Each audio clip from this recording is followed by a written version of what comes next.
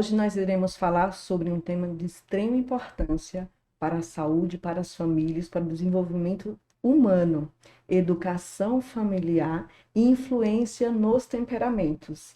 Quando você era criança, como que você se percebia na educação familiar, ou seja, no seu convívio com as pessoas da sua família? Como que você se observava? Quais os comportamentos que se mantinha e que eram referência para os de casa?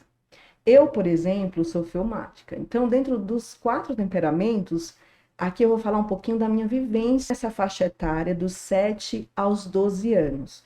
Por que é importante a gente observar essas questões? Porque quando a gente pensa em família, quando os pais, eles não observam a forma que os filhos se comportam ali no dia a dia, às vezes eles podem começar a querer tratar a Natiele, por exemplo, que é um temperamento diferente, com a Leila, que é outro temperamento. Então, são pessoas distintas, singulares e muita individualidade em cada uma. Eu também, nessa posição de observação, enquanto na minha casa, na minha família, como que é o fleumático, por exemplo? Regra para todos os fleumáticos? Não, depende da cultura familiar e dos estímulos que eles recebem. No entanto, vamos imaginar que um padrão típico de um fleumático seria como?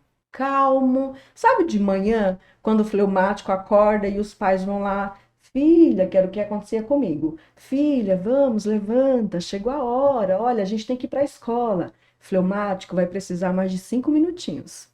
Então, coloque lá a soneca, ele precisa de 5 minutos para que ele acorde ali com menos estresse, ele precisa de um tempo, ele é mais lento, ele é mais devagar para reagir ao levantar e também no seu dia a dia.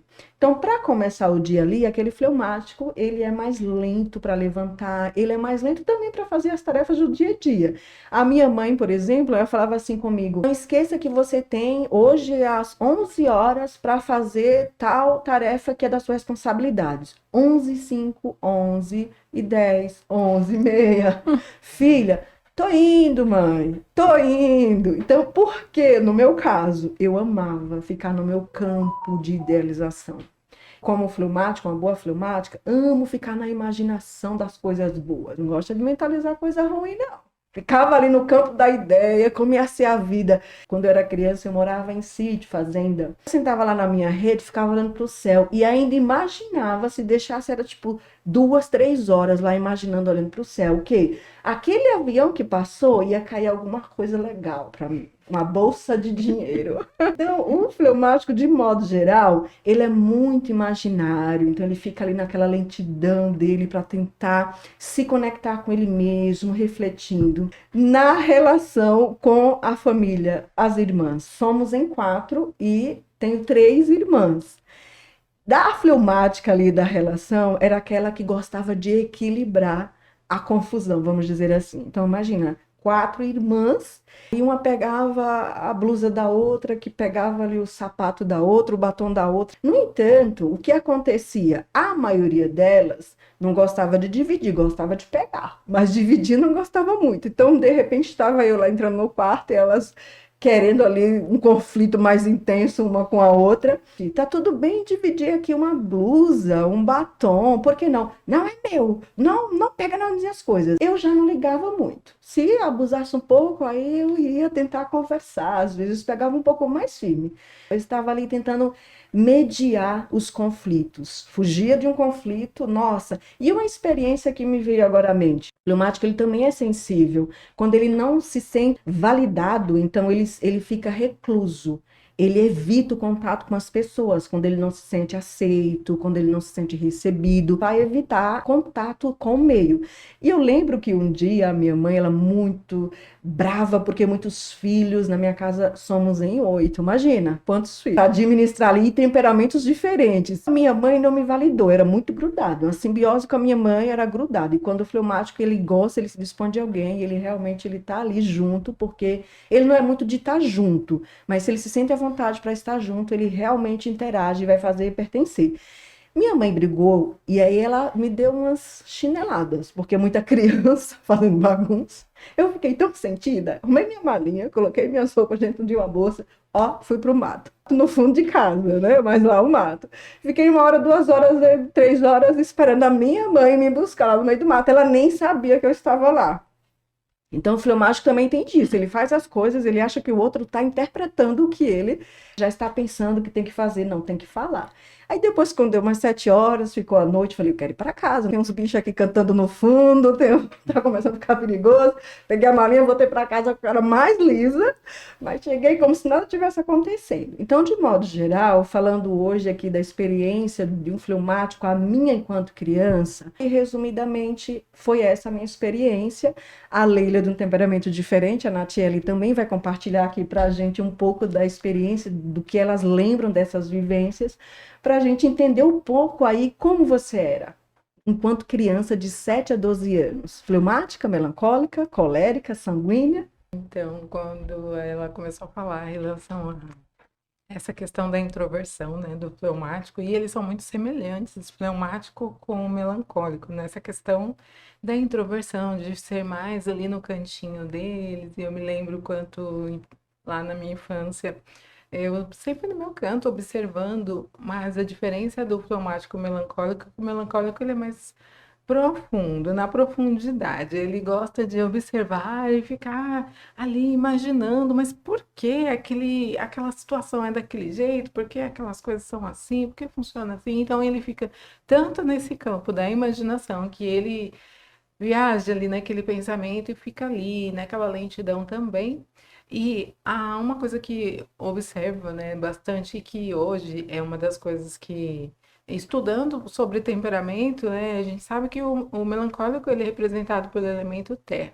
E tudo que fica marcado nele, ele sente muito, e é algo que marca bastante o melancólico nessa questão das coisas. Por exemplo, se a mãe fala, dá uma bronca, alguma coisa, fala assim, eu lembro que minha mãe às vezes, né, brigava com todos os irmãos e eu sentia bastante.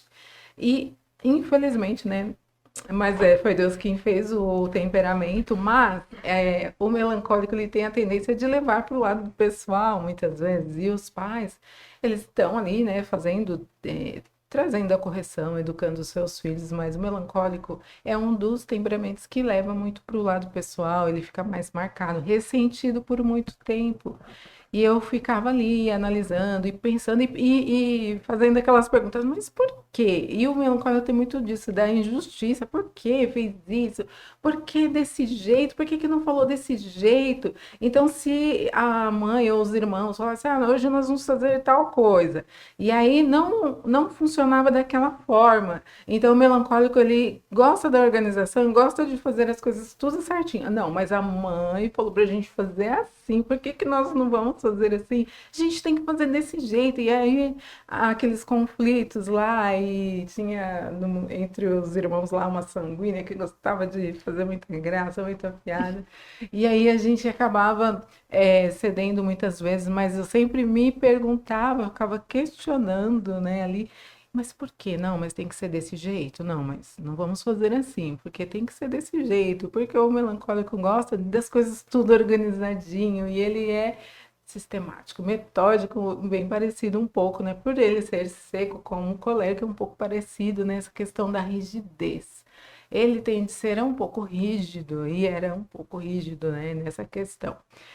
E olha como é interessante essa questão dos temperamentos, né? Nossa vivência fala muito de quem nós somos hoje, porque isso é a nossa essência e a gente só vai conseguir perceber, que eu tenho falado muito no meu perfil, na questão de como você perceber isso na criança, a partir dos 6, 7 anos, você vai conseguir definir melhor como que é esse temperamento, como você vai ter essa clareza aí de como funciona a sua criança. Era tranquila e calma, como todo sanguíneo. Brincadeira. Sanguíneo é aquela agitação intensa, né? Minha mãe tentava falar assim, calma, os mais velhos estão falando, e eu tô assim, eu quero falar, eu quero falar, eu quero brincar. O sanguíneo é criativo, a gente quer fazer tudo, a gente tem várias ideias e quer que todo mundo siga o nosso roteiro de ideias, tipo, quer incluir todo mundo, e cada um tem um temperamento. E como criança, eu não sabia disso. Meus irmãos são o oposto de mim, eles estão assim, acabou.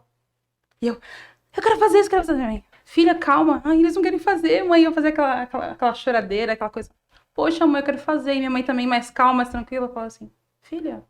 Então eu sempre fui essa agitada, de subir em árvores, de brincar, não ter medo do perigo. Eu também já morei em sítio, então aquela coisa de adrenalina, de andar de bicicleta adulta, sem freio. Então eu sempre gostei de muita emoção. A vida tinha que ter muita emoção, muita cor. Sanguíneo é assim. Claro que eu tive os momentos dos pais poldarem, por ter outros filhos, aí meus pais, calma, fica tranquila, aí fui criando uma casca de timidez. E na escola eu fiquei muito tímida por causa disso. De tanto ser poldada para não falar muito ou falar muito alto, que eu tenho esse timbre muito alto. Aí eu comecei a diminuir, ficar mais na minha. Andava com os populares, mas não era popular. Eu só andava com eles, eu tava lá com eles, mas eu era super na minha. Isso foi poldando. Então, entre os 7 e os 12, quando eu comecei a ir para a igreja, eu comecei a explorar isso e ver os meus dons e talentos e fui agindo assim. Aí fui controlando melhor essa parte do temperamento. Mas assim, eu não me conhecia. Eu achava super essa explosão e minha mãe falou assim, calma, filha. Aí eu fui me conhecendo, mas o sanguíneo é assim, é aquele altos e baixos, o tempo todo. De querer falar, de querer se expressar. Se ele não se expressar, ele se sente até mal. Ele tem que sair pra fora. Mas eu falando de mim, né? Como a Lu falou sobre o temperamento, cada um tem, né, o seu lado de criação do meio ambiente. Mas eu sou assim, de o tempo todo demonstrar os meus sentimentos. Então, a gente se conheceu, cada um mostrou seu ponto.